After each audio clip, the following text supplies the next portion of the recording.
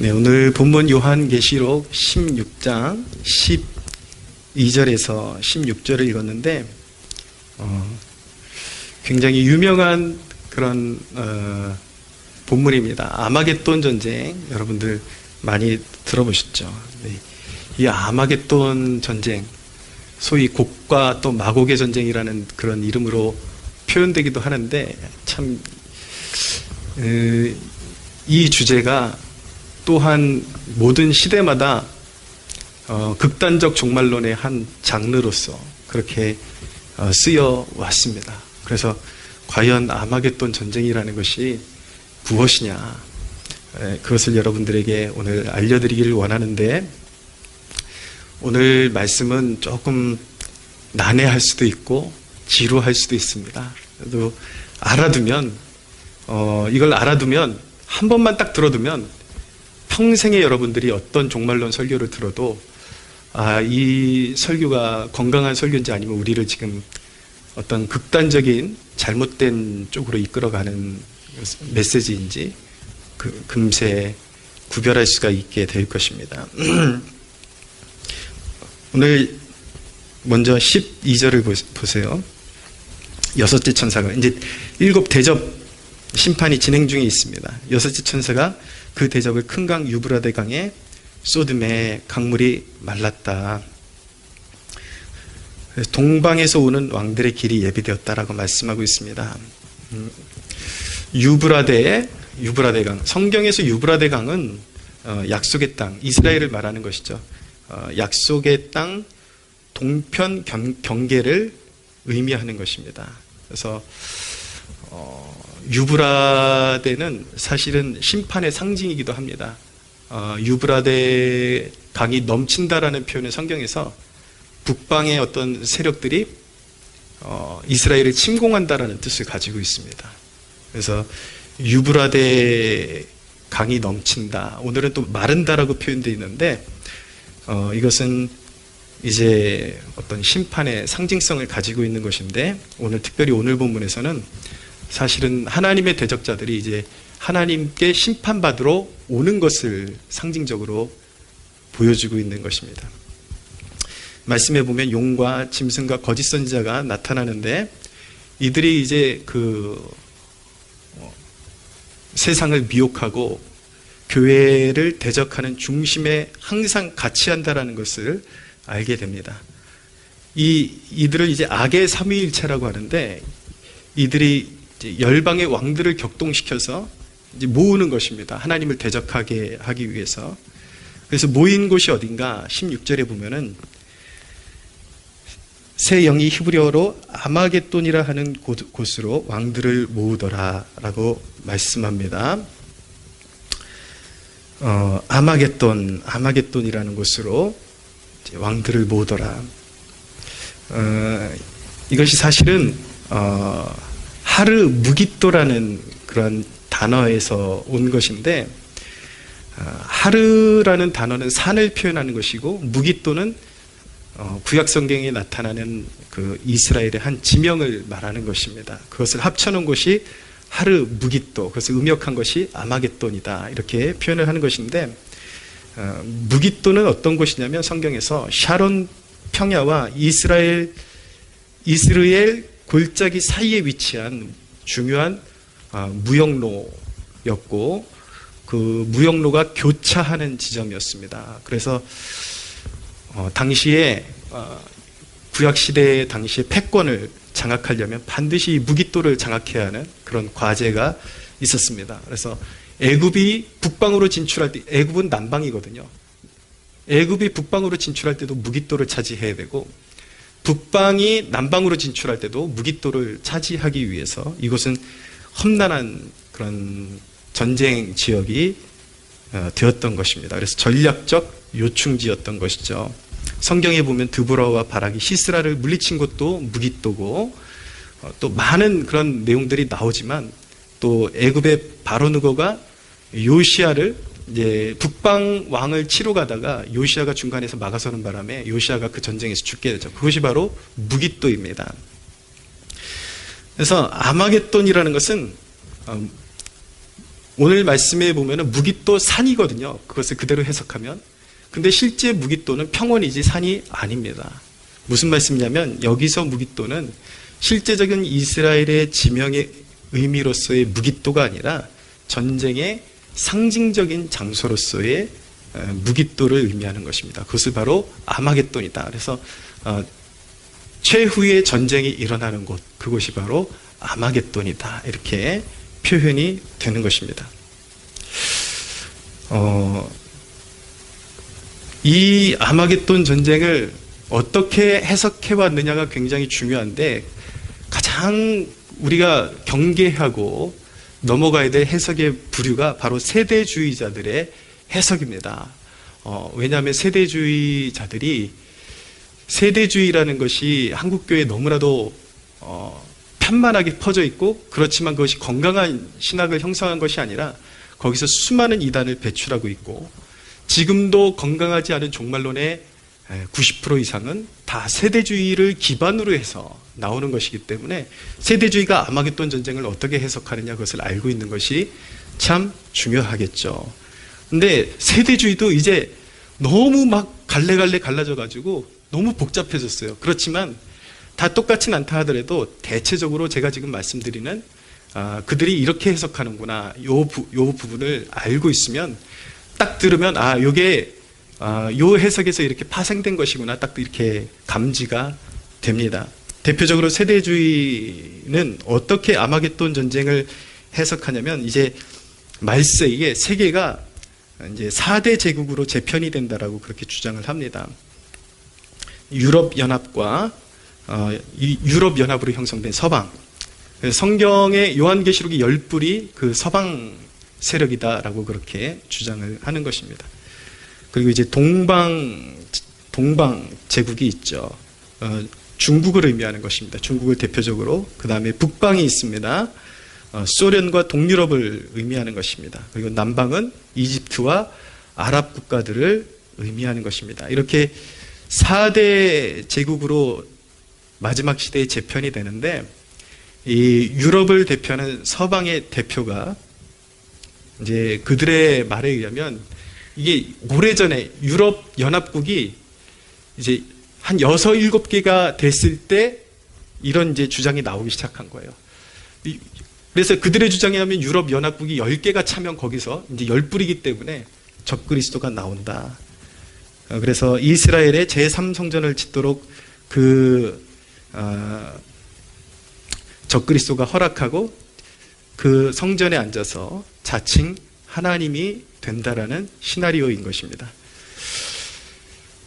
그리고 결국 이 4개 제국이 서로 싸우면서 아마겟돈 전쟁이 이제 이렇게 유발되게 되는데 결국은 이제 이스라엘을 중심으로 타겟으로 해서 이제 열강이 모여들고 전쟁이 일어나고 그것이 아마겟돈 전쟁으로 이제 확대된다라는 해석입니다. 특별히 서방과 동방 제국, 그러니까 유럽과 중국 중심으로 아마겟돈 전쟁이 이제 확대되게 된다라는 시나리오를 가지고 있는 것이죠. 그래서 그 전쟁의 한복판에 예수 그리스도께서 재림하셔서 이제 인류를 구원하신다라는 시나리오를 가지고 있는 것입니다. 근데 여러분 지금 유럽 연합국이 몇 개일까요? 무려 27개가 되었습니다.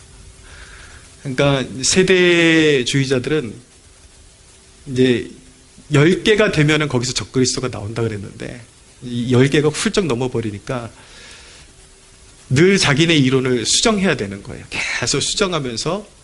그렇지만 참 그들의 패단은 무엇이냐면 그 세대주의 종말론 그런 해석들을 추종하는 사람들은 자신들의 그런 해석이 아주 절대적이고 성경의 권위를 갖는 것처럼 그렇게 주장을 하면서 자기네들 주장과 다른 주장을 하는 그런 신학자나 그런 성경학자나 목회자들에 대해서 굉장히 막 심지어는 막 마귀의 자식처럼 그렇게 취급하지만 그들은 빨리 깨달아야 될 필요성이 있습니다. 자신들이 늘 믿고 절대적이라고 그렇게 주장해왔던 성경 해석이 절대적인 것이 아니라는 것을 빨리 깨달을 필요가 있는 것이죠. 오늘 16장 12절에서 16절을 읽었는데 이 전쟁은 사실 요한계시록에 3번 반복해서 나타납니다. 여기 16장에 한 번 나타나고 또 19장 19절에서 21절에 다른 양태로 나타나고 20장 7절에서 10절에 또 한 번 나타납니다. 특별히 20장에 나타나는 이 동일한 전쟁을 소위 곡과 마곡의 전쟁으로 그렇게 부르고 있습니다. 이 부분도 잠시 살펴보는 것이 중요한데 성경에서 곡은 북쪽을 말하는 것입니다. 북쪽의 왕들. 그래서 이게 에스겔서 38장에서 이렇게 모티브를 얻은 내용이거든요. 그래서 곡은 북쪽의 왕들 로스, 메색, 두발 왕들을 의미하는 것이고 마곡은 곡의 땅이라는 그런 의미를 가지고 있습니다. 이 세대주의자들은 곡이 북쪽 땅이기 때문에 이 로스라는 지역을 무조건 러시아라고 그렇게 해석을 합니다. 그러나 어디에도 로스가 러시아라는 증거는 존재하지 않습니다. 그리고 메섹과 두발은 터키와 이란 지역으로 그렇게 그들이 해석하고 있기 때문에 오늘날 러시아와 그런 중동 지역에서 일어나는 그런 어떤 분란과 이런 모습을 보면서 그것이 아마겟돈의 전조다 그렇게 해석을 하고 있는 것입니다. 그러나 성경에서 곡과 마곡이라는 것은 북쪽과 남쪽에서 몰려오는 모든 민족을 상징적으로 보여주고 있는 것입니다. 그래서 지금 중동이나 이 러시아의 사태를 보면서 아마겟돈 전쟁이 일어난다, 지금 이제 종말이 다가온다라고 하는 것은 사실은 우리 주님의 가르침과도 맞지 않습니다. 우리 주님 분명히 세상이 전쟁과 기근과 미혹이 더 깊어지고 그 말씀은 우리가 모든 세대가 체감할 정도로 깊은 환란이 오고 또 깊은 미혹과 배도의 사건들이 일어나야지 이제 세상 끝이 온다라는 건데, 이 아마겟돈 전쟁이라는 것은 이제 세상 끝에 있을 이제 어떤 상징적인 전쟁이거든요. 그럼 지금 중동 땅에서 일어나는 아마겟돈 전쟁이라는 것은 지금 일어나고 있는 일들이 아마겟돈 전쟁이라고 그렇게 해석을 하는 것은 우리 주님의 가르침과도 상반된 가르침이고 심지어는 세대주의자들의 가르침과도 맞지 않는 것입니다. 세대주의자들은 이제 1000년 왕국이 지나서 이 땅에서 주님이 지상 통치가 1000년 동안 이루어진 다음에 거기서 이제 하나님의 대적자들이 또 일어나서 아마겟돈 전쟁, 곡과 마곡의 전쟁이 일어난다 하는데, 어떤 상태, 주님의 가르침과도 맞지 않고 그리고 심지어는 세대주의자들의 가르침과 또 맞지 않는 것이 지금 세상에서 일어나고 있는 이런 좀 민족이 민족을 대적하는 사건이 인류 최후의 전쟁이 될 것이라는 것은 사실은 맞지 않는 그런 해석인 것입니다. 사실 이 본문들이 진짜 인간 세상에서 일어나는 그런 전쟁을 보여주고 있는 것인가, 그 부분을 간파하는 것이 참 중요한데, 사실 이 본문들은 3차 대전, 그러니까 인류의 마지막 전쟁인 아마겟돈 전쟁에 대한 예언이 아니라 본문마다 보여주고자 하는 정확한 포커스가 있다는 것을 알아야 하는 것입니다. 16장을 여러분들이 오늘 읽은 본문을 가만히 보시면 이제 천하 왕들이 하나님을 대적하기 위해서 전쟁하러 오는데 포커스가 있다는 것을 알게 될 것입니다.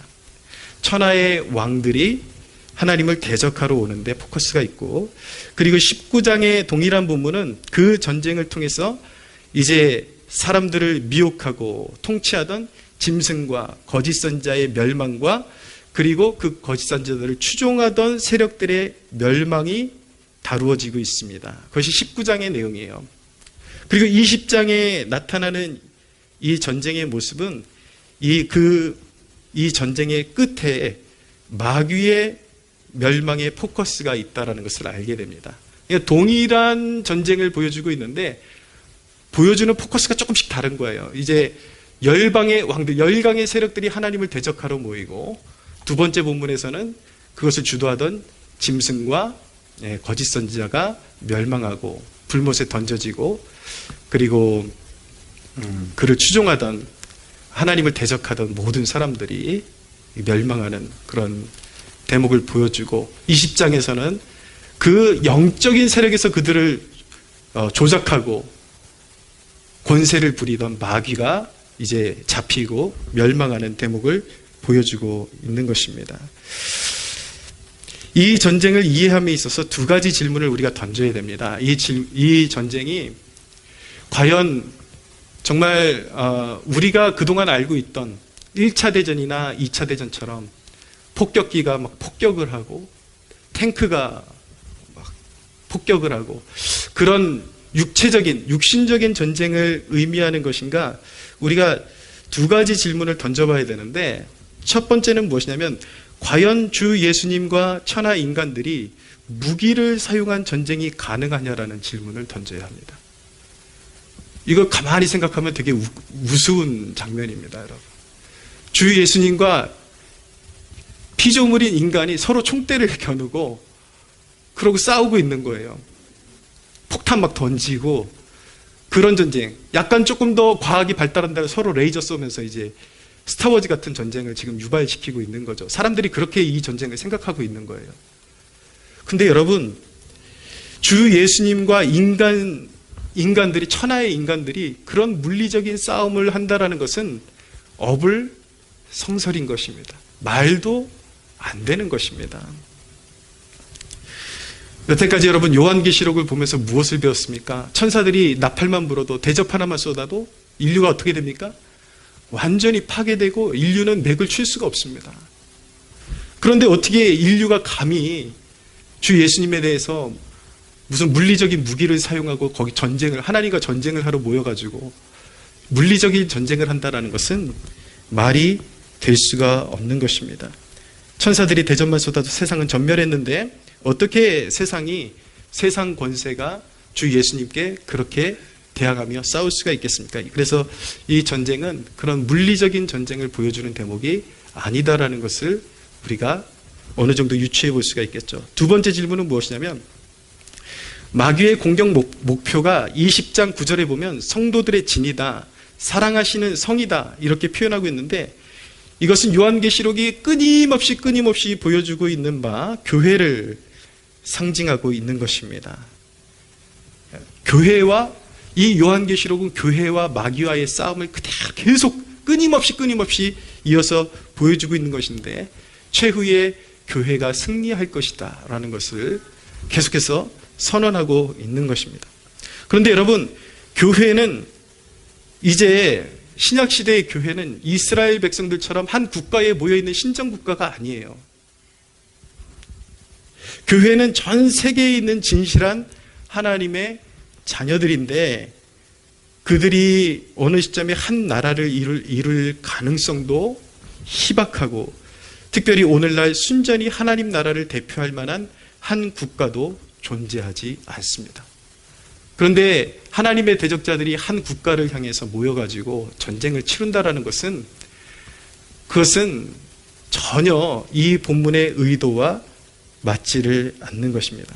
그래서 하나님의 대적자들이 한 국가에 모인다, 하나님의 성이라 그러니까 이제 이스라엘을 맹목적으로 추종하는 사람들은 지금의 이스라엘, 이 가시적인 이스라엘을 너무 지나치게 과대평가하고 거기에다 의미를 부여하려는 오류를 범하고 있습니다. 그러나 신약시대 예수님께서 오신 이후로 하나님의 성, 거룩한 성, 그것은 바로 세계 곳곳에 흩어져 있는 교회를 상징하는 것입니다. 여러분, 물론 이제 세대주의자들은 전천년설이라는 것을 믿는 사람들이기 때문에 이 땅에 천년왕국이 이루어질 때 한 국가가 형성된다라고 그렇게 주장할 수 있을지 모르겠지만, 제가 그것도 얼마나 잘못된 주장인지 천년왕국에 대해서 설교를 할 때 그때 다 변증을 할 것입니다. 절대 그런 일은 존재하지 않습니다.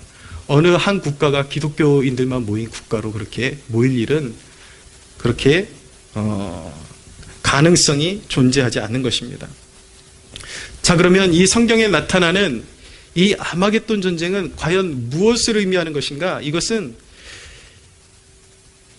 여러분, 역사의 끝에 하나님께서 아무리 재앙을 내려도 짐승과 거짓 선자의 추종자들은 회개하지 않고 오히려 모든 권력과 추종자들이 성도들을 향해, 하나님의 백성들을 향해 그 대적함이 극에 달하게 될 것입니다. 그 대적함이 교회를 향한, 하나님의 백성들을 향한 세상 권세와 세상의 그런 대적함이 극에 달할 때에 이제 그리스도께서 마침내 이 땅 가운데 오셔서 짐승과 거짓 선자와 마귀와 그 추종자들을 영원한 불못에 던지실 것을 영적으로 보여주는 모습인 것입니다. 이것이 바로 아마겟돈 전쟁의 구도인 것입니다. 여러분, 성경 해석의 오류는 여러 성경에서 보여주는 양상이라는 게 있어요. 마지막 시대에 요한계시록이 마지막으로 갈수록 이런 양상이 벌어질 거다, 이런 양상이 일어날 것이다 라는 것을 성도들에게 보여주기 원하고 있는데, 그 양상에 대해서 기록한 것을 무리하게 정확한 시간 순서대로 그리고 문자적으로 단정 짓는 것이 바로 큰 오류를 양산하게 되는 원인인 것입니다. 가장 건강하게 성경을 이해하는 태도는 무엇이냐면, 계시록이 보여주고자 하는 마지막 시대의 양상들을 이해하고 거기서 추출되는 메시지를 받아가지고 삶에 적용하는 것입니다. 그것이 요한계시록 서두에 말씀하는 바 읽고 듣고 지키는 자는 복이 있도다. 그래서 이 말씀에서 영적인 원리를 깨닫고 마지막 시대에 이러한 흐름으로 갈 테니까 깨어 있어라. 그리고 거기서 영적인 메시지를 받아서 너희들의 삶의 양식으로 삼고 그 말씀을 받아서 삶에 적용하는 자가 복이 있다라고 말씀하는 것입니다. 할렐루야.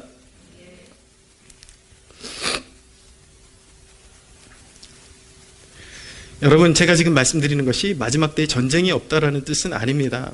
우리 주님께서는 분명히 전쟁이 있다라고 말씀하셨습니다. 좀 이렇게 제가 이야기하는 그 뉘앙스를 좀 잘 이해해 주셨으면 좋겠다라는 생각이 드는데, 예수님께서 말씀하신 대목을 그대로 읽어드리겠습니다. 마가복음 13장 5절에서 13절입니다. 예수께서 이르시되 너희가 사람의 미혹을 받지 않도록 주의하라. 많은 사람이 내 이름으로 와서 이르되 내가 그라하여 많은 사람을 미혹하리라.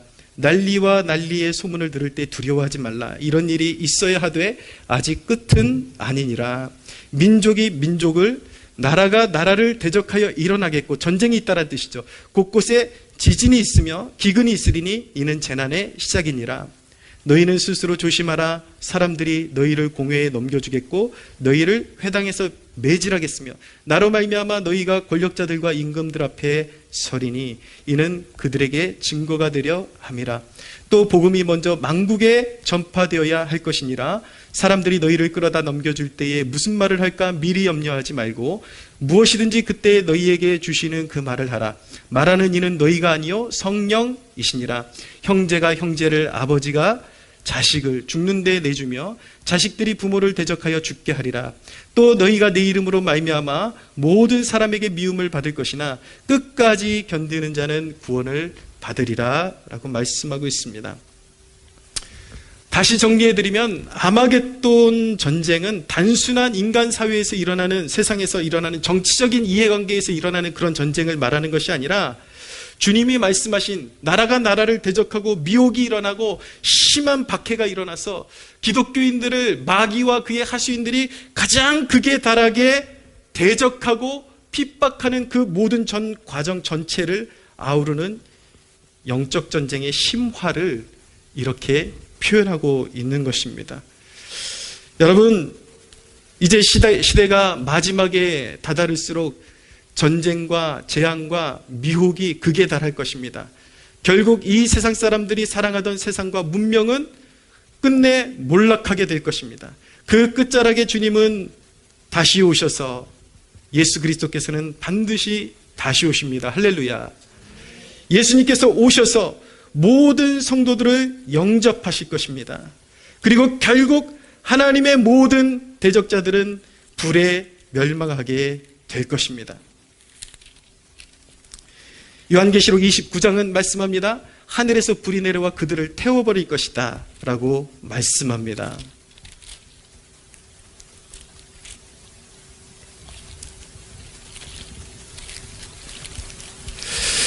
베드로 후서 3장 12절은 이렇게 말씀합니다.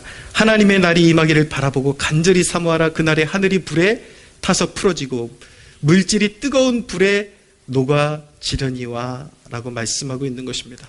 결국은 하나님을 대적하던 대적자들은 불에 멸망하게 되고 세상도 불에 태워지고 물질이 다 녹아져 없어지게 될 것입니다. 그런데 여러분, 세상이 불의 심판을 받고 완전히 흔적도 없이 이제 멸망하게 된다는 것이 우리 믿는 하나님의 자녀들에게는 희소식이라는 것을 꼭 깨달으시기를 바랍니다. 세상이 불에 녹아질 때에 하나님의 자녀들은 새 하늘과 새 땅을 유업으로 받게 될 것입니다. 할렐루야. 만물이, 이 세상이 불태워지는 날은요, 하나님께서 자녀들을 위해서 만물을 완전히 새롭게 하시는 날입니다. 자녀들을 위해서 예비하신 하늘의 예루살렘을 선물로 안겨주시는 날인 것입니다. 성도 여러분, 여기서 중요한 것은 이 시대 가운데서 어디서 전쟁이 일어날 것인가 그것을 알아맞추는 것이 아닙니다. 죄인들의 태도를 보는 것이 중요합니다. 하나님을 대적하는 죄인들은 재앙 앞에서 항복하기는커녕 하나님을 공격한다라는 것을 유념해서 봐야 하는 것입니다. 이런 신앙의 태도가 이 세상에 만연하기 때문에 이 세상 사람들의 그런 끝을 우리는 바라보고 이것을 통해서 우리는 전도하는 일에 우리의 삶을 온전히 드릴 수가 있어야 하는 것이고, 오히려 이런 본문을 통해서 내 자신을 각성시켜서 하나님께서 말씀으로 우리의 죄를 드러내실 때에 내 자신은 하나님께 대적하고 오히려 하나님께 반항하는 그런 태도는 있지는 않은지 그것을 돌아봐야 하는 것입니다. 죄인들의 특징은 무엇입니까? 죄 가운데 단순히 숨는 것이 아니라 숨다가 되지 않으면 오히려 하나님을 공격하고 하나님을 비방하는 그런 모습에 죄인들의 모습이 있는 것입니다. 여러분, 사람들이 예수 그리스도가 빛으로 이 땅에 오셨는데 빛으로 오기 싫어하는 백성들은 빛 대신에 예수 그리스도를 십자가에 못 박았습니다. 하나님의 말씀이 우리의 태도를 비추고 삶을 비출 때에 우리 안에 그런 태도는 있지 않은지 우리는 점검해야 합니다. 사랑하는 여러분, 주님 앞에 엎드려 회개하는 백성들 되시기를 축원합니다. 말씀이 비춰올 때에 인간은 근본적으로 저항하는 심리를 가지고 있습니다. 자기의 죄를 감추려고 하고 그 죄를 덮기 위해서 오히려 말씀을 공격하고 오히려 하나님을 대적하는 모습을 보게 되는 것이죠. 오늘날 교회를 거부하는 사람들의 태도를 보십시오. 자기가 교회의 정을 못 느끼니까 그들이 하는 말은 무엇이냐면 교회가 다 썩었다라는 것입니다. 교회가 부패하고 교회가 다 교인들 다 개독교인 같이 살고 오히려 스스로 신앙이 있다라는 사람들이 왜 그렇게 공격해야 되는지 아십니까? 교회를 공격해야 자기의 불순종이 합리적으로 감춰지기 때문인 것이죠. 우리 안에 그런 태도는 있지 않은지 우리는 점검해야 합니다. 하나님의 말씀이 우리의 마음을 비추실 때 그것을 거부하기 위해서 여러분, 저항하면 종의 멍에를 매야 하는 것입니다. 영적인 자유는 언제 오는 것인가? 하나님의 말씀이 우리의 죄악된 삶을 비추실 때에 엎드러지고 회개할 때에 오히려 우리의 영적인 자유가 우리에게 임한다는 것을 믿으시기를 바랍니다. 보혈로 씻김을 받고 주님 앞에 용서를 구하고 보혈로 씻김을 받고 주님이 십자가에서 나를 용서하셨다라는 그 용서를 신뢰하게 될 때에 그 용서를 우리의 전 마음으로 받아들일 때에 우리의 영혼은 영적인 자유를 경험하게 되는 것입니다. 여러분, 우리는 자기중심성이 너무 강해요.